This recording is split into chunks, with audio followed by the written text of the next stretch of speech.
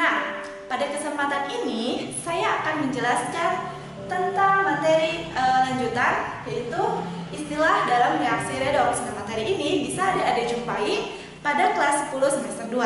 Nah, sebelumnya supaya adik-adik lebih memahami materi ini dengan baik, silakan adik-adik bisa menonton video saya sebelumnya, yaitu tentang reaksi redoks bagian pertama. Nah, reaksi redoks tersebut bisa adik-adik akses pada link di bawah ini. Nah, setelah menonton video tersebut, adik-adik bisa memahami materi ini dengan sangat baik.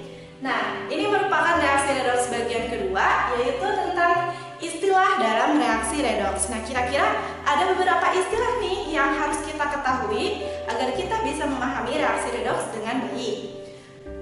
Kira-kira istilah dalam reaksi redoks yang sering muncul di soal itu, yang pertama, itu ada yang disebut dengan oksidator. Nah, oksidator, kira-kira oksidator itu apa sih? Istilah lainnya itu pengoksidasi.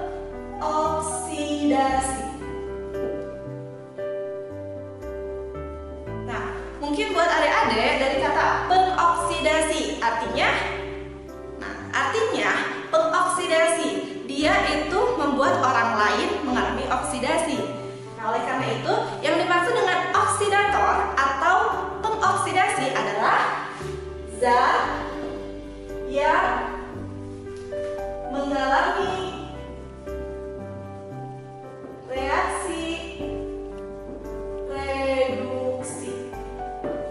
Nah, jadi kalau secara definisi, oksidator atau pengoksidasi ini adalah zat yang mengalami reaksi reduksi. Jadi kebalikannya gitu, ya.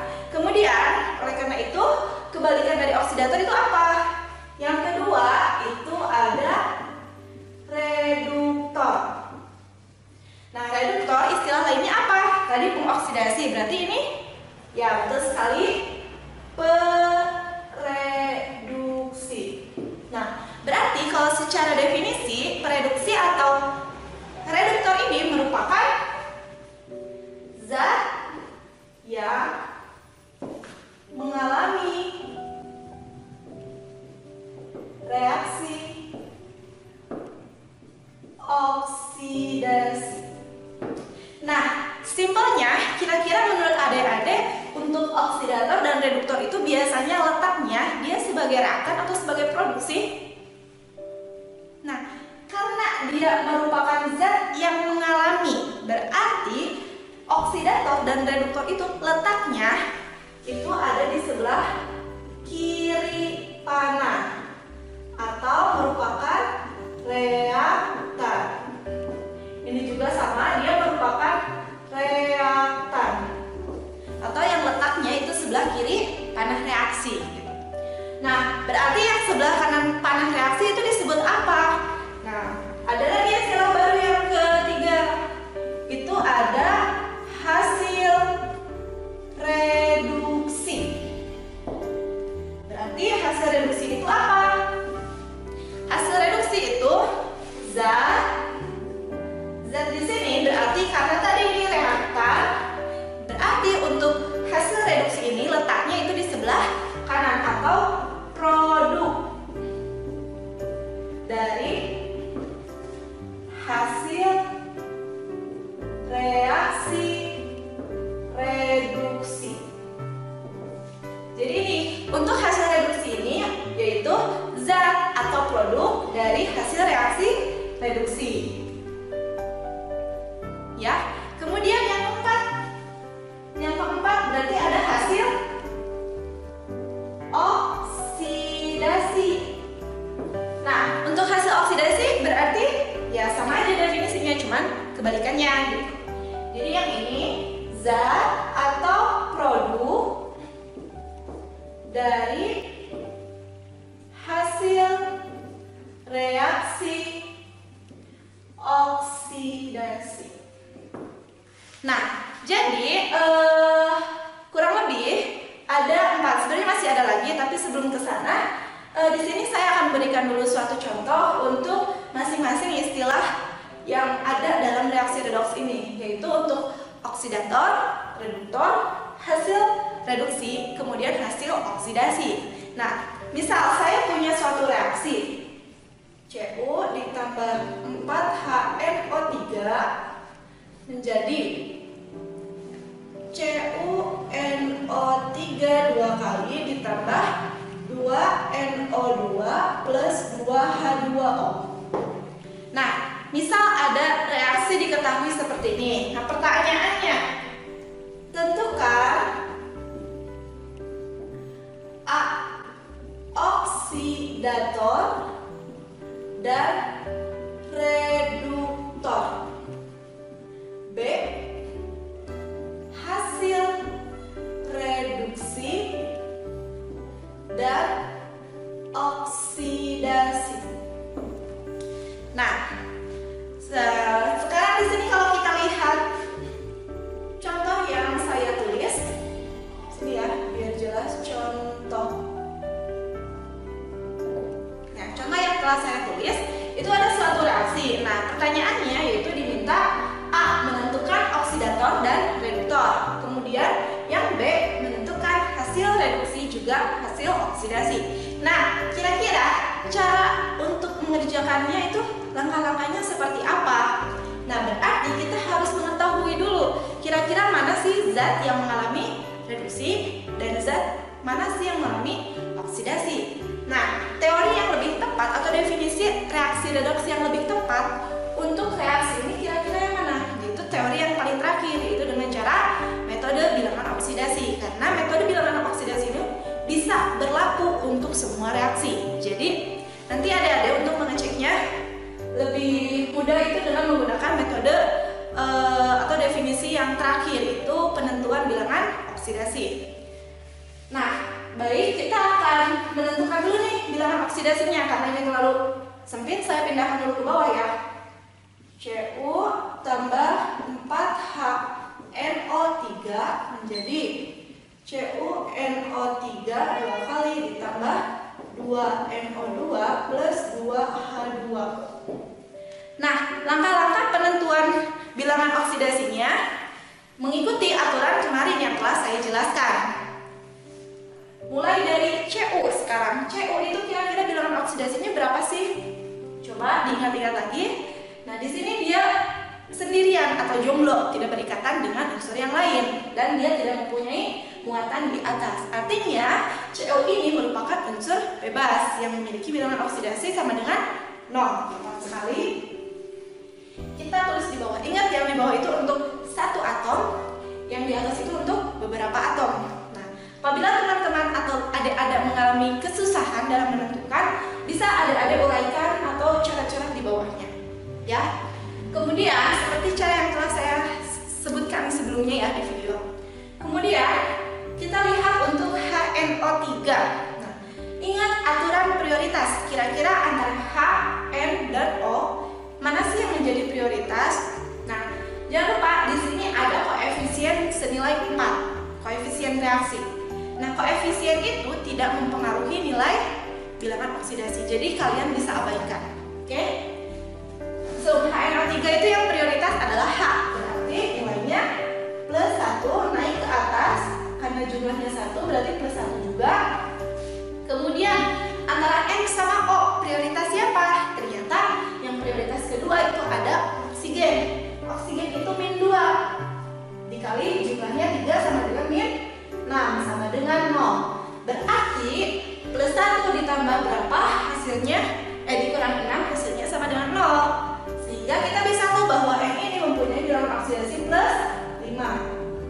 Kita tulis di bawah. Nah, seperti itu. Nah, jadi kita sudah mengetahui bilangan oksidasi untuk HNO3. Selanjutnya, untuk CuNO3 dua kali. Nah, gimana nih? Kira-kira di sini ada kurung yang menunjukkan si NO3-nya jumlahnya 2 kali. Coba kalian flashback, ingat-ingat lagi waktu kelas 10, NO3 itu biasanya berapa sih muatannya? Karena kalau kita lihat Cu, apakah dia ada di prioritas? Nah, ternyata dia tidak ada di prioritas. Kemudian NO3, N ada di prioritas tidak? Nah, N juga ternyata tidak ada di prioritas. Sedangkan yang ada di prioritas itu hanya oksigen. Nah, oksigen ini memiliki bilang sama dengan 1. Jadi kalau kalian tulis, kalian tuh hanya baru tahu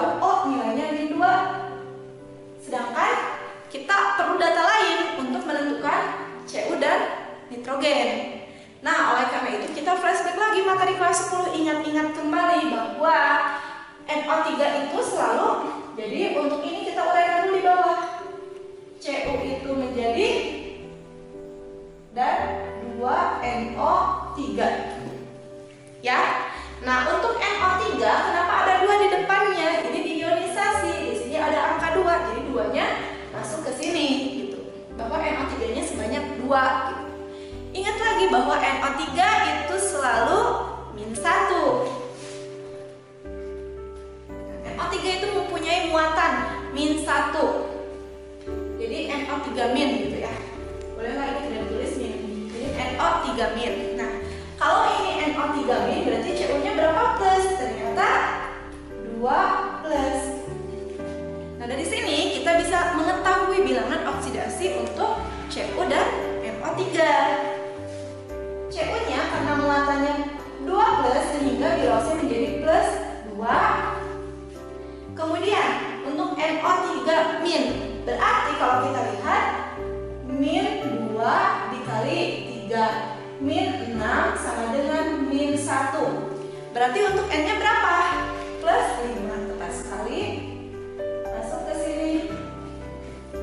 Nah, berarti kita sudah mengetahui ini bilos antara Cu, N, dan O. Untuk ini spesial ya, kenapa diuraikan? Karena di sini ada tanda kurung yang menunjukkan NO3-nya 2 kali. Jadi untuk memudahkan saya uraikan seperti ini. Selanjutnya kita lihat ke NO2. Antara N dengan O, prioritas itu adalah betul sekali O. O itu -2 kali 2, -4 sama dengan 0. Berarti N-nya plus 4. Tepat sekali. Kemudian untuk H2O, prioritas itu ada di H. H itu plus 1 kali 2 plus 2 sehingga O menjadi -2. Nah, berarti kita sudah melewati nih serangkaian tahap menentukan bilangan oksidasi untuk masing-masing unsur. Nah, sekarang kita cek kira-kira mana nih yang mengalami perubahan bilangan oksidasi. Ingat tidak kemarin kalau oksidasi itu naik atau turun? Kalau reduksi itu naik atau turun? Jadi di sini di note lagi bahwa oksidasi itu naik, reduksi itu turun. Ini catatan dari pertemuan sebelumnya ya, atau video sebelumnya. Nah, kita lihat yang lain perubahan. Coba cek Cu. Awalnya dia 0. Ternyata di sebelah kanan reaksi dia Cu-nya menjadi plus 2. Artinya dia mengalami kenaikan atau bisa kita sebut sebagai kesini mengalami 0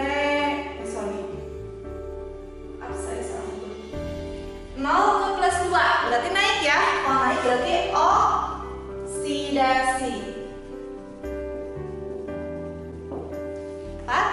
Kemudian sekarang kita cek H. Ternyata H di sini plus 1, di sebelah kanan juga plus 1. Artinya dia tidak berubah. Kemudian N. Di sini N plus 5. Sedangkan di sini ada plus 5. Tidak berubah. Tapi kalau kita cek lagi ternyata ada N di NO2. Dan bilosnya itu berubah menjadi plus 4. Dari plus 5 ke plus 4. Kira-kira naik turun? Ya, turun. Biasanya ya kalau ada yang naik selalu ada yang turun gitu. Jadi selalu kenapa disebut redox? Karena mereka beriringan gitu ya. Jadi kalau misalkan adik-adik menemukan ada yang turun, oh berarti itu sudah mendekati betul gitu ya. Nah, kita cek nih N di sini ke N yang di sana. Di NA2 maksudnya. Dia mengalami penurunan, berarti dia reduksi. Nah, di sini kemudian kita cek yang terakhir ada oksigen karena bisa jadi dalam suatu reaksi itu terdapat reaksi reduksinya 2 atau bahkan oksidasinya sebanyak 2. Jadi kita cek secara beres sampai tuntas gitu ya. Di sini O itu -2, di sebelah kanan juga O nilainya -2, artinya O tidak mengalami perubahan bilangan oksidasi. Nah, oleh karena itu kita bisa menjawab nih pertanyaan-pertanyaan yang diminta tadi di soal yang dimaksud dengan oksidator. Kembali lagi ke definisi, oksidator itu zat yang mengalami reaksi reduksi. Coba kita cek yang mengalami reduksi itu siapa? Nah, ternyata kalau kita lihat arah di sini ada N mengalami reaksi reduksi N dalam senyawa HNO3. Terbukti dan dia itu selalu posisinya di sebelah kiri panah atau reaktan. Jadi yang ini disebut, betul, dia oksidator. Jadi kita tulis di sini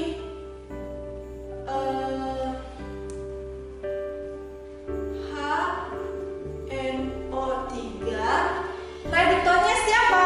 Ternyata kalau kita tandai, reduktor itu mengalami oksidasi, atau di sini kita lihat itu yang sebelah kiri ada CU, berarti CU. Jadi itu untuk oksidator dan reduktor. Sekarang kira-kira untuk hasil reduksi dan hasil oksidasi. Nah, kita cek hasil reduksi. Ini reaksi reduksi, hasilnya HNO3 menjadi NO2. Berarti hasil reduksinya itu merupakan NO2. Kemudian hasil oksidasinya kalau kita cek itu CU menjadi CU dan NO3 dua kali. Berarti kita tulis dan CU NO3 dua kali. Mudah kan untuk menentukan mana yang berperan sebagai oksidator, reduktor, hasil reduksi, dan hasil oksidasi. Jadi kita sudah menerima 4 istilah dalam reaksi redoks. Nah, di sini saya akan menambahkan sedikit catatan bahwa untuk zat yang mengalami oksidator dan reduktor itu bisa lebih tepat penulisannya seperti ini. Tapi kebanyakan di soal itu munculnya seperti ini sih. Jadi senyawanya tidak cukup. Tapi untuk lebih tepatnya bisa saya tuliskan di sini bahwa oksidator itu merupakan unsur siapanya yang mengalami oksidator atau mengalami reduksi gitu. Berarti N. Jadi kita tulisnya N dalam HNO3. Kalau untuk reduktor berarti CU saja dalam CU. Jadi lebih tepatnya seharusnya penulisannya seperti ini. Begitupun untuk hasil reduksi dan hasil oksidasi. Namun kebanyakan soal pilihan ganda itu tidak mencantumkan seperti ini. Jadi langsung aja senyawanya apa, gitu, zatnya apa, tidak disebutkan atom apa dalam senyawa apa. Nah, sekarang kita akan lanjut ke istilah yang selanjutnya, yaitu tentang jenis-jenis reaksi dalam suatu reaksi redoks. Sebelum ke sana, saya akan memasangkan dulu papan tulis. Jadi tunggu dulu, jangan kemana-mana, oke? Oke, balik lagi dengan saya. Saya sudah membersihkan papan tulisnya. Kita lanjut ya. Di sini saya akan melanjutkan materi sebelumnya tentang jenis-jenis reaksi redoks. Nah, kira-kira dalam suatu reaksi redoks itu ada apa sih jenis-jenisnya? Jadi kayak lebih spesifiknya lagi bahwa reaksi redoks itu kita kelompokkan menjadi 2 jenis. Yang pertama itu ada yang disebut dengan reaksi disproporsionasi atau autoredoks. Ini untuk reaksi yang pertama. Yang kedua itu ada reaksi konproporsionasi atau anti autoredoks. Gitu. Jadi ada 2 jenis, yaitu reaksi disproporsionasi atau istilah lainnya itu autoredoks. Kemudian ada reaksi konproporsionasi atau anti autoredoks. Nah, untuk definisinya kira-kira seperti apa sih? Nah, di sini saya akan membatasinya, mengklasifikasikan keduanya. Untuk secara definisi, untuk reaksi disproporsionasi atau autoredoks merupakan reaksi di mana zat yang mengalami reaksi reduksi atau oksidasi adalah zat yang sama. Jadi kalau secara definisi itu seperti ini, bahwa reaksi disproporsionasi itu merupakan reaksi di mana zat yang mengalami reaksi reduksi dan dan oksidasinya itu adalah zat yang sama. Nah, ini anti-autoredoks atau konproporsionasi, artinya kebalikan dari reaksi disproporsionasi. Berarti secara definisi untuk ini yaitu reaksi di mana zat hasil reduksi dan oksidasi adalah zat yang sama. Nah, simpelnya bagaimana sih? Simpelnya kalau yang ini boleh kita sebutkan bahwa oksidator itu sama dengan reduktor. Karena zat yang mengalami oksidasi itu merupakan zat yang mengalami reduksi. Nah, kalau ini kebalikannya, reaksi di mana zat hasil reduksi dan oksidasi itu merupakan zat yang sama. Jadi simpelnya seperti ini. Hasil reduksi itu sama dengan hasil oksidasi. Jadi kalau merupakan hasil reduksi dan oksidasinya itu zat yang sama, berarti dia merupakan reaksi anti-autoredoks atau konproporsionasi. Nah, formula umumnya, formula persamaan reaksi untuk masing-masing jenis reaksi ini kurang lebih seperti ini. Jadi untuk disproporsionasi itu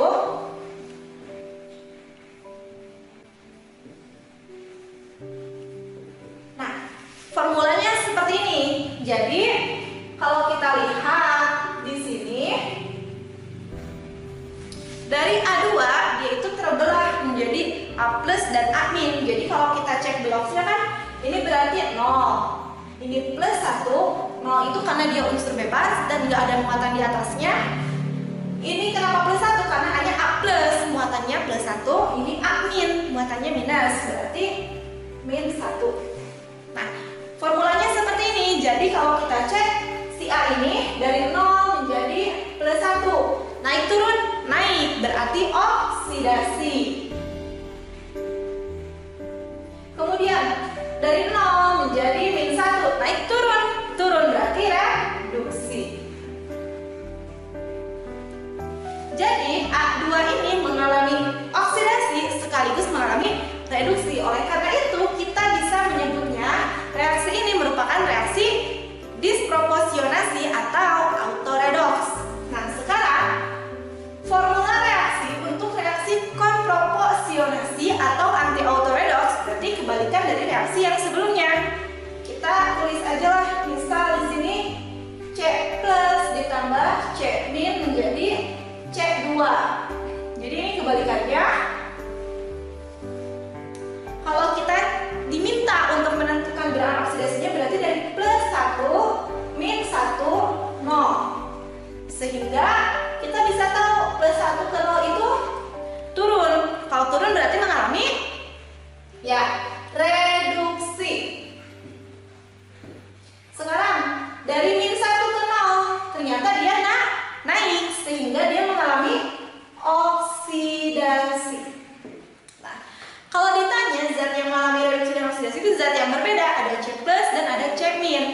Tapi ketika diminta sebutkan hasil reduksi, hasil reduksinya C2, hasil oksidasi juga C2, berarti dia merupakan zat yang sama. Oleh karena itu reaksi ini bisa kita golongkan sebagai reaksi konproporsionasi atau anti-autoredoks.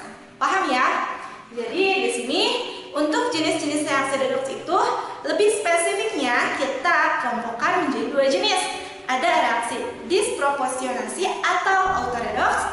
Yang kedua itu ada reaksi konproporsionasi reposisonasi atau anti autoredox. Nah, supaya adik-adik lebih memahami materi ini dengan baik, di sini saya telah menyediakan beberapa soal untuk mengasah kemampuan adik-adik. Oke, saya telah selesai menuliskan contoh soalnya. Silakan kita akan bahas tuntas bersama-sama. Nah, apabila ada ingin mengerjakan terlebih dahulu, tidak masalah, silakan. Saya berikan kesempatan. Ya. Nah, kita lanjut ya untuk membahas contoh soal yang telah saya sediakan untuk adik-adik supaya adik-adik lebih memahami materi ini dengan sangat baik. Oke? Kita lihat contoh soal. Ternyata yang diminta di sini pertanyaannya, tentukan apakah reaksi tersebut tergolong autoredox, anti-autoredox, redox, dan bukan redox. Jadi kita klasifikasikan untuk keempat reaksi ini, mana yang termasuk autoredox atau mana yang anti-autoredox atau mana yang hanya redox saja dan mana yang bukan redox. Kita cek dari yang nomor pertama ya. Sebenarnya ini ada beberapa trik dalam pengerjaan soal. Untuk mengerjakan soal autoredox, menentukan reaksi itu autoredox atau bukan, triknya adalah kita harus mengikuti pola yang ada tadi di soal, bahwa bukan di soal ya, tadi di materi saya, bahwa untuk autoredox itu polanya ketika sisi nyawa itu ada satu di sebelah kiri, ternyata setelah dia menghasilkan produk, dia terpecah menjadi yang satu plus, yang satu min, atau bisa kita sebut itu ada dua senyawa A gitu. Tadi di kiri satu, di sini dua. Sekarang untuk pola anti autoredox kebalikannya, yang tadinya dua di kiri, cek plus cek min, ternyata sebelah kanan itu menjadi satu. Jadi itu polanya. Cara simpel atau cara cepat untuk menentukan apakah dia reaksi autoredox atau anti autoredox. Nah, sekarang kalau kita lihat pola yang pertama, kira-kira ada unsur yang seperti itu enggak? Yang tadinya satu menjadi dua untuk autoredox, atau dari dua menjadi satu itu untuk anti autoredox. Nah, kalau kita perhatikan untuk di reaksi pertama itu coba diselidiki lebih jelas. H tetap menjadi H. Kita lihat yang S menjadi S, tapi di sini S ada dua, ada di H2S, ada di SO2. Nah, ternyata di sebelah kanan dia hanya menjadi S saja. Nah, kira-kira prediksinya menurut teman-teman atau menurut adik-adik itu reaksinya autoredox atau anti? Dari dua S dan S terpisah ternyata menjadi satu S gitu, S doang gitu, sehingga bisa kita prediksi. Ini prediksi dulu ya. Prediksi kita itu merupakan dia merupakan anti autoredox. Kenapa anti autoredox? Karena tadi dari dua menjadi satu. Nah, untuk membuktikannya ini cara cepat aja ya tadi. Nah, sekarang untuk membuktikannya kita bahas dari bilangan oksidasi. Kita langsung mulai. H sama S, prioritas H. H itu plus 1 kali 2 plus 2 harus sama dengan 0. Berarti ini min 2. Berarti S-nya itu min 2. Sekarang SO2 prioritas itu ada di O. O itu min 2 kali 2 min 4 sama dengan 0. Berarti S-nya itu plus 4. Kita tulis di bawah plus 4. Kemudian S, karena dia tidak berikatan dengan siapapun, berarti dia nilainya 0. 4. H2O prioritas itu H plus 1 plus 2 min 2 min 2. Sudah, ini untuk bilos-bilosnya. Sekarang kita tentukan mana yang naik, mana yang turun. Kalau kita cek dari S min 2 ke 0, naik turun. Naik berarti oksidasi.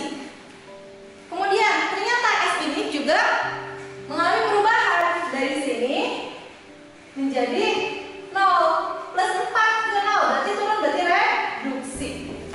Nah, terbuktikan bahwa dia itu oksidasi menjadi oksidasi S menjadi min 2 menjadi 0 plus 4 menjadi 0.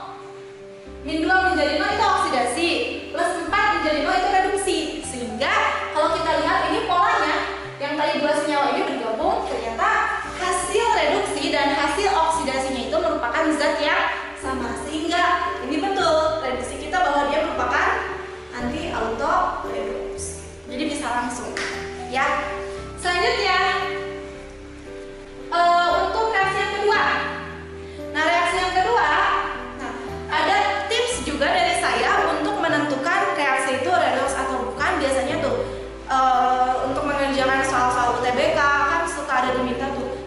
terdapat 5 reaksi.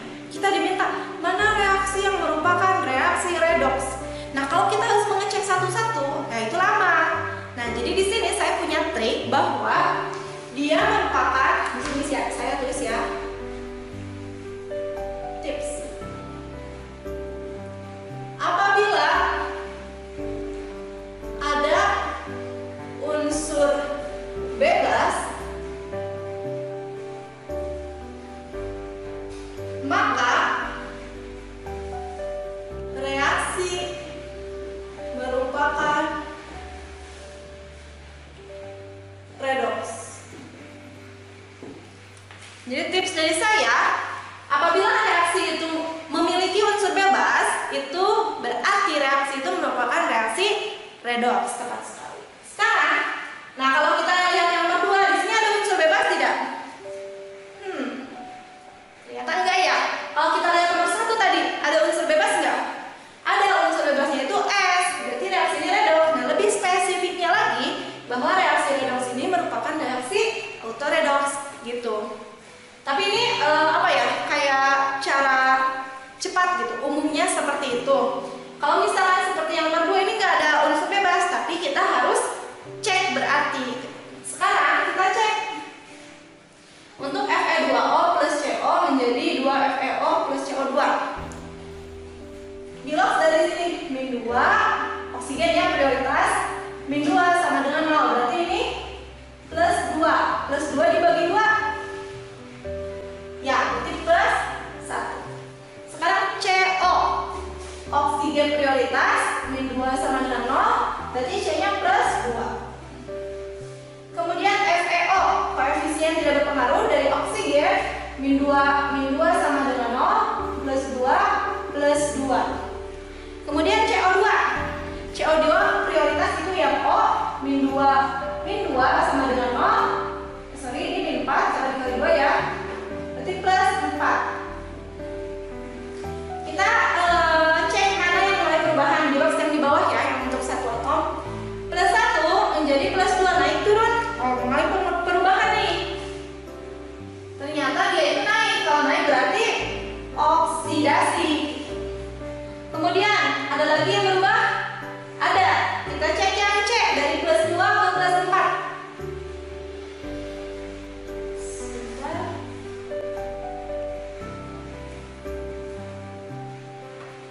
Oh ya, ini Fe2O3 ya. Kesalahan penulisan soal.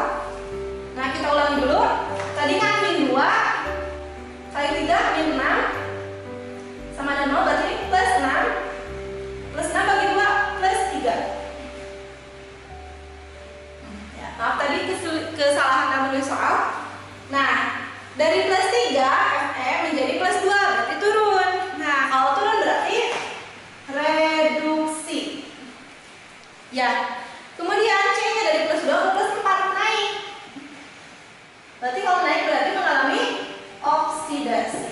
Nah, ternyata zat yang mengalami reduksi itu ya, dia berbeda.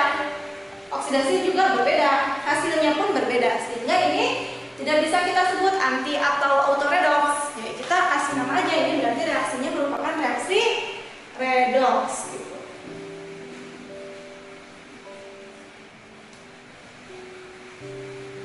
Ya, seperti itu. Selanjutnya nomor 3. Nomor 3 itu HCl plus NaOH menjadi NaCl plus H2. Kita cek dari piloksnya. H sama Cl prioritas itu H plus 1, berarti Cl-nya min 1. NaOH prioritas Na plus 1, H-nya plus 1, O-nya berarti min 2. Betul? NaCl, Na plus 1, Cl min 1, H2O plus 1 kali 2 plus 2, min 2 sama dengan 0, berarti min 2. Cek apakah ada yang berubah? H plus 1 menjadi plus 1 masih tetap. Cl min 1 ke min 1 juga tetap. Na plus 1 ke plus 1, O min 2 ke min 2. Ternyata semuanya tidak ada yang berubah. Oleh karena itu reaksi ini berarti tergolong reaksi non redoks atau bukan